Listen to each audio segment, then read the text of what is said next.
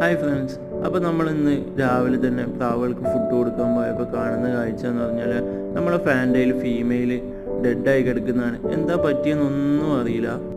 ഇന്നലെ കാണാൻ നല്ല ആക്റ്റീവായിരുന്നു, വേറെ കുഴപ്പങ്ങളും കാര്യങ്ങളൊന്നും ഇല്ലായിരുന്നു. പെട്ടെന്ന് എന്താ പറ്റിയെന്നറിയില്ല, ഡെഡായി കിടക്കുന്നതാണ് കാണുന്നത്.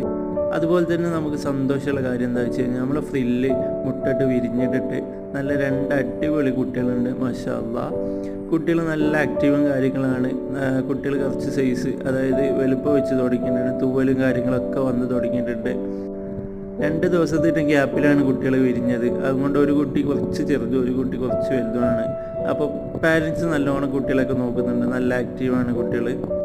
അതുപോലെ തന്നെ നമ്മളെ ഫാൻറ്റയിൽ എന്താ പറ്റിയെന്നൊന്നും അറിയില്ല. പിന്നെ പെറ്റ്സിൻ്റെ കാര്യമാകുമ്പം അതൊക്കെ ഉണ്ടാവും. അതുകൊണ്ട് പിന്നെ നമ്മൾ അത് അധികം കാണിക്കുന്നില്ല. അതുപോലെ തന്നെ ഇതിൻ്റെ കൂടുതൽ അപ്ഡേറ്റും കാര്യങ്ങളൊക്കെ വേണമെങ്കിൽ നിങ്ങൾ കമൻറ്റ് ചെയ്യുക.